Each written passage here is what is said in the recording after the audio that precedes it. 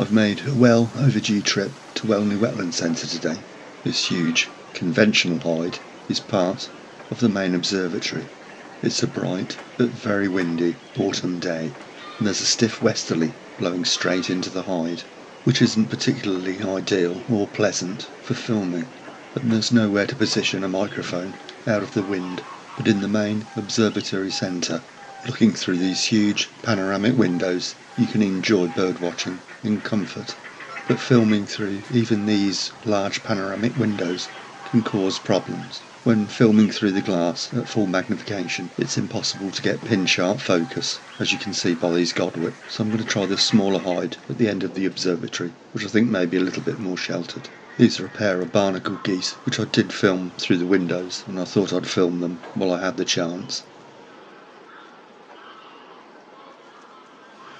Okay, I'm in the smaller hide now. It is a little more sheltered with the camera set up way back from the hide window, and the first up is black-tailed godwit. There are literally hundreds out there. It's beautiful autumn light today, which is changing all the time. We also have the odd coot out there. There's some grazing as well out on the grass. There's also quite a few geese on view. It's mainly, if not all, grey lags at the moment.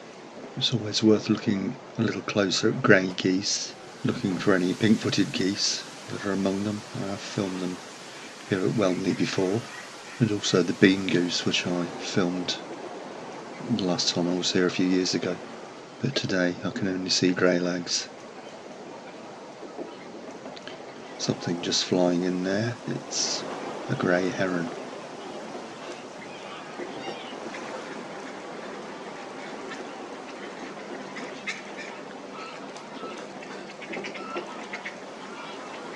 There's also some lapwing here today. Not a huge flock, but it's always good to see and film the much declining lapwing. And a bird which, as far as I know, isn't in decline, the mallard. A common bird I know, but in this beautiful autumn light, the drakes, back in full plumage, look absolutely stunning. A few of the birds have just gone up, which could mean that there's a bird of prey about. And indeed there we are. That's what all the fuss was about. A male marsh harrier. It flies high above the washes and flies back and forward at a lower angle, sending birds up all the time, looking for any potential prey. Marsh harriers are the biggest of the three species of harrier we get here in the UK, the others being the hen harrier and Montagu's harrier. Marsh harriers return here to their breeding grounds in April and leave again in September and October, but according to the RSPB website, a growing number, mostly females, are staying all year round, and from the pretty rare marsh harrier to the common mute swan, which you'd expect to see here at Welney. I've just noticed in among the group of widgeon there, with its head tucked in, is a male pintail, and also showing up really well in this light, a male pochard. There's also some female around. There's a flock of birds just flown in among the grass there.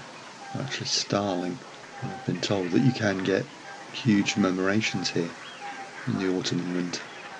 And the wild fowl count increases with teal, and of course widgeon out there too, as we saw earlier, surrounding the male pintail. And its distinctive call for me is one of the integral sounds of the winter wetland soundscape, as is this call, the call of Cygnus cygnus, the hooper swan.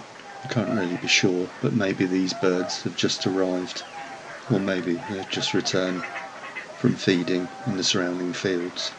The hooper swan is a rare breeding bird here in the UK. A few pairs nest in Scotland, but most nest in Iceland, and then they make the long journey back to winter here in the UK, and they'll stay here before returning to Iceland to breed in the spring.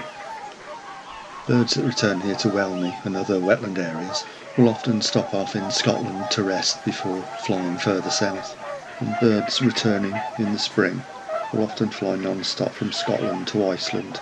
During this migration they travel at very high altitudes.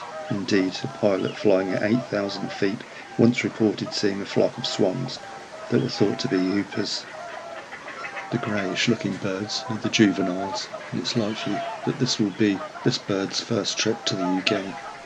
A similar looking swan, which also comes here to Welney, is the Buick swan, which is smaller than the hooper and has less yellow on the beak, and whereas the hoopers fly in from Iceland, Buicks come here from Siberia. But today it's all hoopers that are on view. And with that, hope you enjoyed the film, and I'll see you again soon. Take care.